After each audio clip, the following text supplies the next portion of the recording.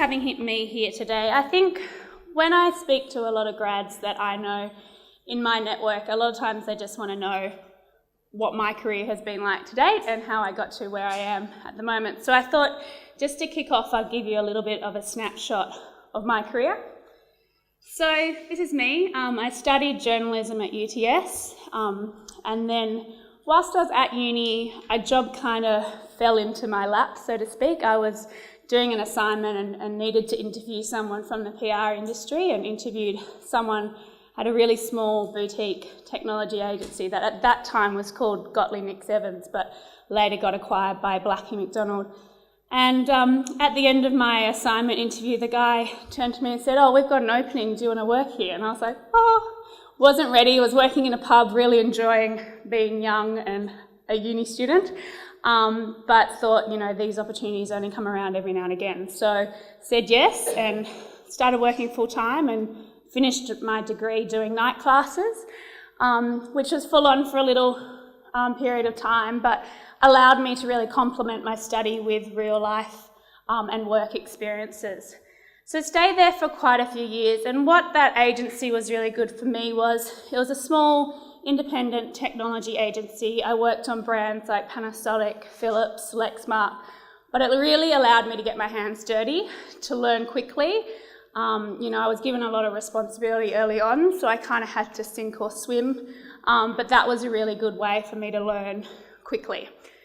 Then I kind of got to the point where I felt, well, I worked all my uni life, I want to have a bit more of an experience. So decided to apply for jobs in London and got a job at Hotwire, which is, back then was just a pan-European, again, technology agency, a lot bigger than the one that I'd been working for in Sydney, had about 130 staff members in the London office.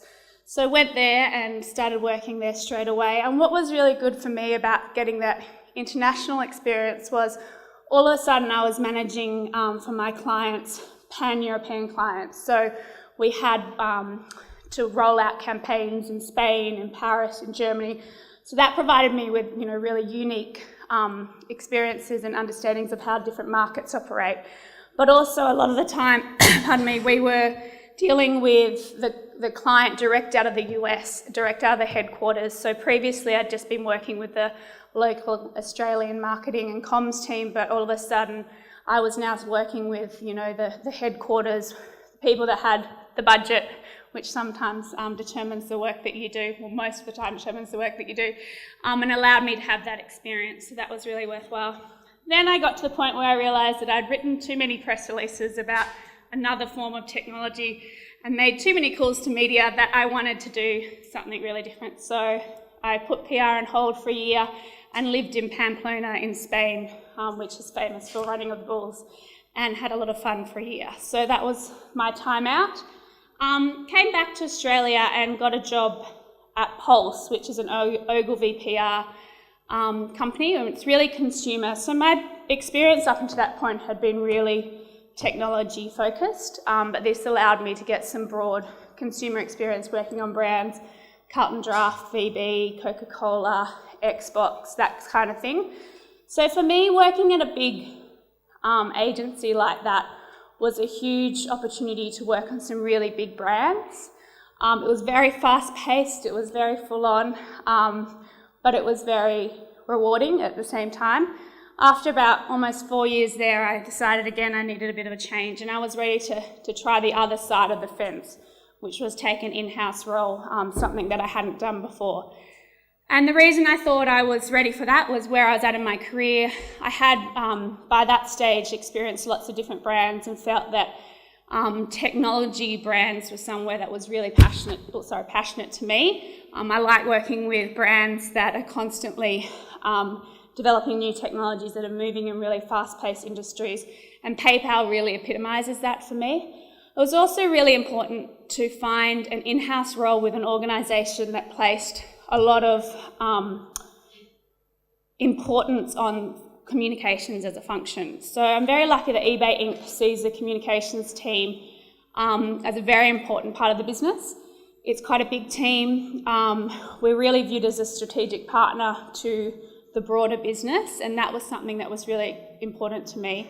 And the experience I've gained there in the past year or so has been invaluable for me to get a broader understanding of what the business objectives are and how comms can actually play a real vital role in shifting those business objectives.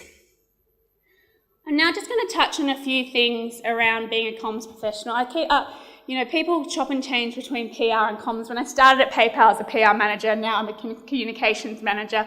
What does that mean? It means, obviously, our industry is going through a lot of change. I now also look after social media as well as traditional PR, so do a lot of internal comms as well. So I suppose communications is a little bit broader. But what I wanted to touch on is this changing definition and how the industry is going through, obviously, a period of change. So looking at the industry, so to speak, I mean, obviously, communications, thanks to a digital age, is always on, and there are many different touch points for consumers to experience your brand, whether it be reading a newspaper in the morning, then seeing something on their phone, and then seeing something on their computer when they get to their desk. So considering all those different areas. So that creates a new area of engagement. There's more channels that you can use to engage with your target audiences. Media is really transforming, and something we're seeing a lot more of, obviously, is that brands are starting to establish their own ways of going direct to their audience, kind of bypassing that traditional media that we used to rely so heavily on. So for me, more than ever, communications needs to change behaviour and needs to influence decision making. And that's something in my role that has become really important to defining the work that we do and how we do our work. You'll find when you start out, you might have even found this now saying that you are studying PR or comms, that people say, well, what will you actually do, or what do you do every day? I don't believe my husband still gets it, but anyway, family and friends ask all the time. So I saw a definition of what we do last week by something that Weber Shandwick, an agency, sent me, and the definition really resonated with me. They touched on the fact that a lot of people define communicators as storytellers, and that's true, that we very much are storytellers, but that's not all we do. And the main thing we do is shape opinion. And we might do that through storytelling, but what we actually do is we shape opinion. And it's key to understand there are many different ways that we do this. So this is how Weber Shandwick described it. We are writers, designers, builders and strategists, conversation starters, reputation guarders and attention getters. And I think for me this really proved true to when I looked back through my career over the 8 years that I've been working, and now the role that I do on a day-to-day basis. All these elements are very true to what I do. I thought what might be a nice way for you guys to really understand what that definition means is I've taken a look at the last week of my job for you to kind of show you the kind of things that I do on a day-to-day basis and as a communications professional. So the comms team at PayPal, we work as an eBay Inc. comms team, so we have a head of eBay Inc. comms, and then I'm a comms manager for PayPal, then there's a comms manager for eBay marketplaces, and then there's a couple of different functions, a consumer comms person, an internal comms person, and a social comms person that sits across both brands. So we're quite lucky that we have almost an internal agency within a bigger company. There's 5 of us that work really closely together. We often talk around to the broader business that we wear many different hats as a communications function. And I think once you start working, you'll realise that one day you could be doing something completely different to the other day. Also, your days are completely unpredictable. You can get in and something has blown up and then it's your job to manage that externally. So just for looking at my role, the vision that I'm trying to help the business achieve is make PayPal an essential tool in Australians' everyday commercial life. How I'm hoping to do that is demonstrate how PayPal is shaping the future of money and retail by enabling anytime, anywhere, anyway payments and evolve perceptions of PayPal as a trusted and innovative payments enabler amongst consumers, small business and large retailers. It's a hell of a lot of words to pretty much say that consumers and large businesses and small businesses are my 3 kind of primary audience groups that I'm trying to influence through the work that we're doing. The hats that we kind of wear on a day-to-day basis is opportunistic, looking for opportunities to take our brand and put those out through mainstream media channels. Marketing lever, so we work very closely with the marketing teams around integrated campaigns. Strategic in terms of really managing risk and brand, and then complementary. So an example of this is we recently signed Telstra as one of our first merchants that enable you to pay your bills now with PayPal. So that's a new area for us. We've traditionally been online retail, and bill payments is a new area for us. So the comms team were able to work with our sales team to really create a story around how people are relying on their mobile to pay for things in everyday life now, and the ability to, if you get a text message saying your Telstra bill is due now for $240 and you can hit pay now straight away in that text message, not only is that convenient for the consumer, but then for Telstra it means that their bills are paid straight away. So we really worked as a comms team to bring that story to life through creating infographics, video and news around the future of bill payments, so we can really help the business achieve some of their strategic goals. And as a result of that, we had other billing operators come to us and wanting to speak to us about sales. So it really can help the broader business. So this is my last week. Kicked off at 7 a.m. on Monday morning with a Sky News interview for one of our senior staff members. That was about a new technology called PayPal Beacon, which is essentially you can walk into a store and it will detect from your mobile phone through low energy Bluetooth that you're in that store, and you can pay without taking out your phone, without using a credit card or anything like that. So it's quite a revolutionary way of paying, which is obviously what we focus on. That interview was very important as an attention grabber. We wanted people in the industry, whether it be competitors, partners and retailers, to know that we're really investing in this future of payments, future of retail discussion. So that was an attention-grabbing example. Some of you might have seen all the noise last week around Tim Flannery's Climate Council. They kicked that off on Tuesday morning, and I noticed around midday that there's some people on Twitter were saying, "Damn PayPal, why won't you let me donate?" And I thought, oh, that's weird. We should be able to let people donate. So when I had a look at the Climate Council's website was actually down as a result of all the traffic, but people were putting the blame on us. So I figured this was something that we probably needed to have a look in our end and make sure everything was okay. The amount of volume of donations that kind of escalated through the day on that Tuesday ended up getting to $500,000 in one day, which is a huge chunk of money all of a sudden going into one account. So we obviously, as a secure payment offering, have a lot of triggers in place to kind of watch out for anything like that could potentially be fraudulent. So as a comms team, we flagged this with our risk and compliance team and said, look, this is happening, this is legitimate, let's not freeze this account, let's make sure that we're doing everything on our end to support it. And we were able to do that. We're able to stop our normal business practices, put in a freeze on an account, which would have been quite detrimental to us from a media standpoint and a social media standpoint. So that was something where, as a comms professional, we're all reputation guarders. This is where we're being writers, designers and builders. So I develop 2 reports every year and events that are platforms created by comms. One of them is Driving Business Online, which is our small business engagement platform.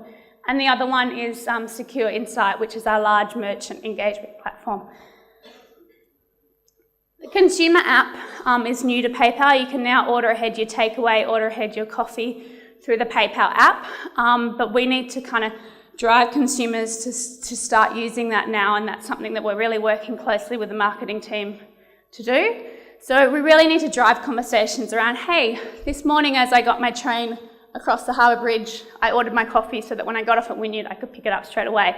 That's something I did, that's something I do every morning, but how can we generate those conversations organically amongst consumers? We acquired Braintree on Friday, which is another competitive payment provider. That was an $800 million cash acquisition, so it was a real big deal. It was a very strategic play by PayPal globally. But as a comms function, we managed that announcement. Our team in the US were in a war room for 24 hours, locked in there, pretty much working non-stop on that announcement. To kind of sometimes when things like that happen, it's real buzz as a communications professional to be involved in those kind of strategic announcements and providing those to the global stage. And then Christmas is a big question mark. It's something I'm working on in the planning stage at the moment, but watch this space. So I think that kind of gives you a snapshot of the kind of different things on a day-to-day basis that we do. There's 3 core things there that I think are really imperative to the kind of future of comms and the comms industry and where we go that I want to touch on a little bit more. The first is content creation. So creating content is becoming more and more imperative to being a communications professional, and it's probably the primary tool to tell those stories that I was talking about. Why is content important? People, as I've mentioned before, are increasingly turning to a lot of different sources to find out about things and make those decisions. So you can see the rapid growth in the sources of information needed to make a decision. As a brand, you're not only competing against other brands and competitors for your consumers' time, you're also competing against their family and friends. So think about when you go onto your Facebook wall, you can see what your friends and family are doing, but then within that you've got what brands are doing. So it's becoming increasingly harder to cut through. Content, primarily video content, is a really engaging way to be able to grab people's attentions and get them to engage with your brand. So in the age of social, smart brands show rather than tell and provide help rather than hype. I won't show this video, but I'll just talk to it. But essentially, our team in the US for South by Southwest just put together a really quick, nothing fancy video of how you could do the whole festival without a wallet and paying for everything by your phone with PayPal. So those real show and tell type experiences are really valuable. Again, with the consumer app that I just spoke to, that's what we're really working on at the moment, is creating fun content that shows how you can order ahead your takeaway, how you can order ahead your coffee, because it's hard to tell people what to do things, but when they see it, there's a lot more cut through. So the role of video, I think there's a role, we look at it from a comprehension standpoint, if it's understanding your product. Personalisation, it really is a nice way to make your brand a little bit more human and engage consumers through that. Obviously, it's a branding opportunity, but then also it's there to inspire people to think about you differently. There's a lot of different stats on this page, but there's just a couple that I wanted to call out. 46% of internet users watch brand-related videos every week. 57% have purchased as a result of seeing a video.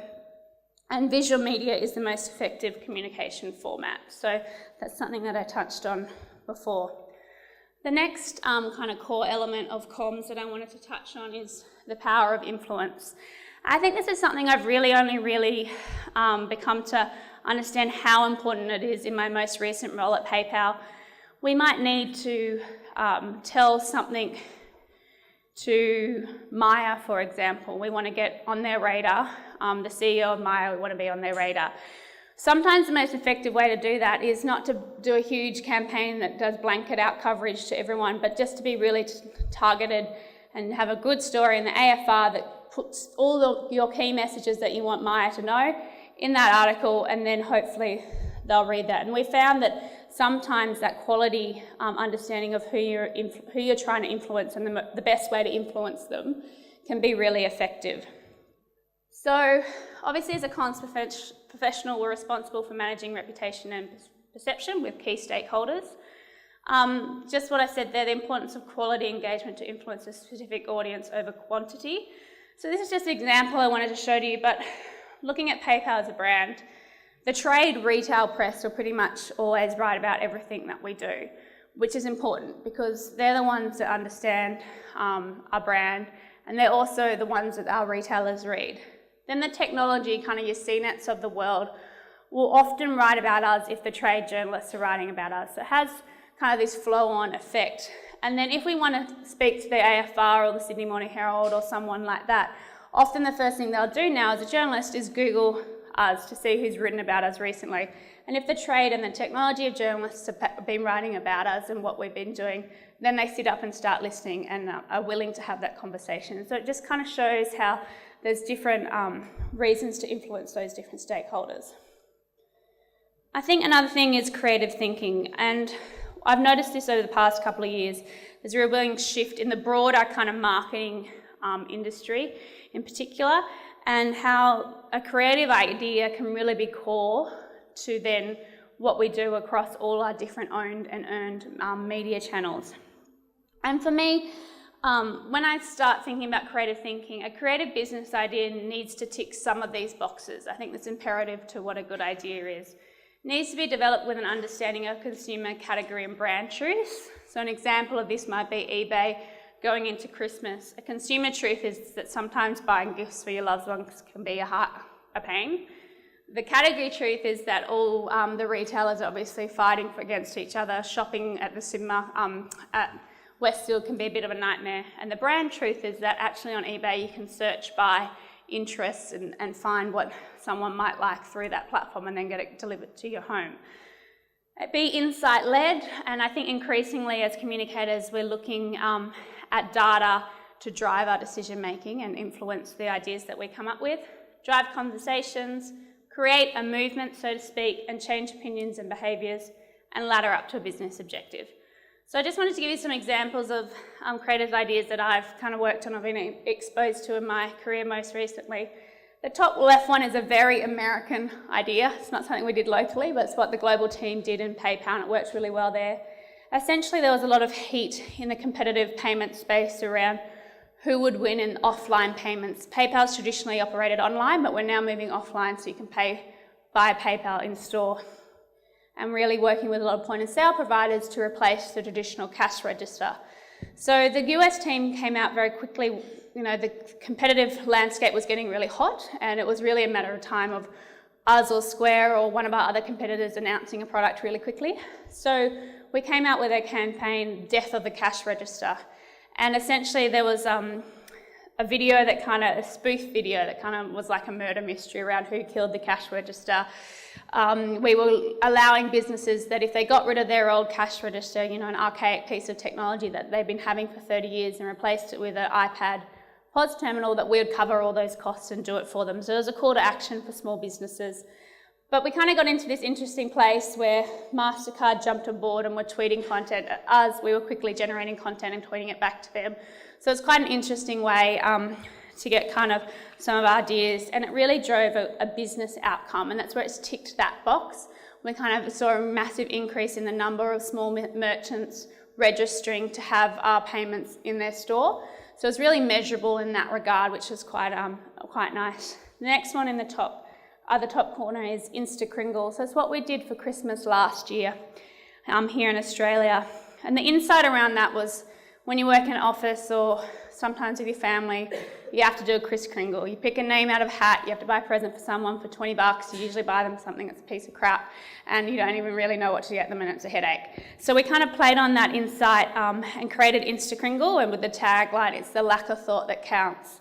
So you could essentially move those sliders up and down to define the person that you're buying a gift for, and then we spat out kind of unique gifts under $20 that people could buy. One that I worked on a few years ago for Carlton Draft was to drive conversations around their promotion that they were running. An on-pack promo for a brand beer company is really a big sales moment for them each year. They were running a promotion to win a place on the meat wheel, playing on the traditional raffle at the pub, where you have a huge wheel, and you could win a meat tray. So we had to try and drive PR and drive conversations around that. Not really anything exciting when you're trying to get someone to just win a competition. So what could we do to add a bit more element to it? What we ended up doing is finding a farmer, a Wagyu beef farmer, who agreed to let us to feed 20 head of cattle with the ingredients of Carlton Draft. So the hops and barley that are used to make, the natural ingredients used to make Carlton Draft. We fed the cattle for a period of time, and then essentially had Carlton Draft infused Wagyu beef steaks for our meat trays. A little bit weird, but it allowed us to drive conversations and also got people talking about beer in a way that they hadn't really talked about beer before. And then just quickly, Virgin, I didn't work on this one, but one of my colleagues did. The Brad Pitt Fair Go Bro really created a movement amongst people. I'll quickly go through this. Essentially, I just wanted to finish up with the importance of planning and measurement in comms.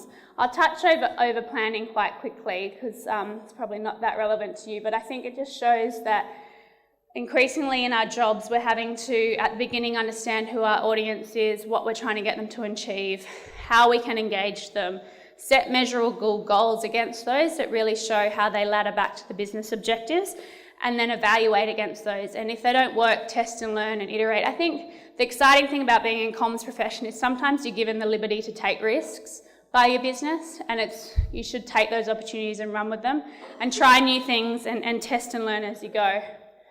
Measuring PR and comms and the impact of comms has always been a struggle. I remember when I started out having to write down the advertising value equivalent of every article that I got, and that was, a tiresome process. But I think also it's become redundant as a form of measurement. So these are just some things that we kind of measure against to try and improve the value of our work. We measure against core business metrics, so whatever the business is using to measure growth, increase in number of transactions, those types of things. Publishing metrics, so where possible, when we publish our own content, we can track how many people view that, how many people engage with that content. Also with earned traditional media, it's really looking at the reach, but then also that core message pull through. Are we really telling the story that we want to tell in those pieces of coverage?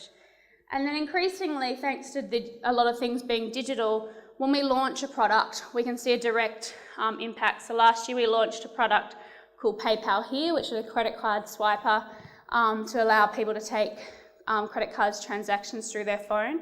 That was launched purely by comms. There was no marketing investment. There was nothing else done. And we're able to see that drove 30,000 registrations in a 1-week period. So it's quite nice when you can have that real targeted, measurable outcome for a project. Just quickly before we do questions, these are my kind of 5 tips for starting out. Be curious, read stuff, try stuff, find out stuff, be active, really get out there and be amongst the industry. Be conscious of what's happening in the industry, watch the changes in media, new social media platforms coming on board. I think it's really important to develop a strong business acumen. I think increasingly comms is provided as a function that can really provide that strategic counsel to the business. And be ready to get your hands dirty, because when you start out, it's a lot of hard work, but have fun with it. Talking about the new social media platforms, which is something that we're all familiar with, do you think that it's made it harder for you as a communications manager to shape opinion? It has made it harder because there's more ways in which people can have an opinion, but it's a lot more measurable, and you can actually see the impact a lot more. So it might mean that at the outset we have to do a lot more work, and even just getting in the morning.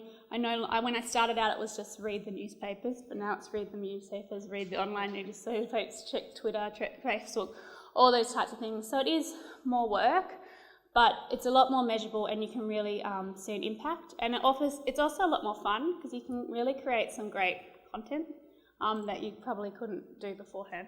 Has the development of online shopping helped PayPal as a company? Because I know when I shop on Iconic, I always just put my PayPal number in and that's all I use. So. Yeah, definitely. Look, I think PayPal now has in Australia over 5 million active account holders. So that's 5 million people that use us regularly to shop online. And that's really, that growth that we've seen over the past couple of years has really been triggered by obviously the growth in online shopping, but probably something that another trend that's catapulted that more is mobile shopping. So we're seeing now 1 in 4 of our transactions happen on a mobile device in Australia. So that's people on their bus, at home, or whatever it might be. So when you're on a mobile device, being able to go pay now, not have to put in all your credit card details and know that it's done quickly and securely is really something that's key to our value proposition. So I'd say mobile has really catapulted our growth in that space. When you are doing your marketing campaigns, do you ever think how it might affect different kind of publics and Australian jobs? Yeah, definitely. I think, something that is really key to what we do and allows us to play in a space that's quite interesting is it's not really online is the only way. It's an omni-channel retail environment. There still is very much a need and a place for a physical store. I think also as a comms perspective, you raise a really valid point. To change the way people shop, we also need to influence the shopkeepers that are using this technology. And a lot of our marketing and comms work at the moment is around how can we engage that key audience and educate them as well and get them to be advocates for us in the store, because I might be in a store going, I want to pay with PayPal, but if the shop assistant doesn't want to offer it, then you've got that challenge. So you've really got to think about all of it.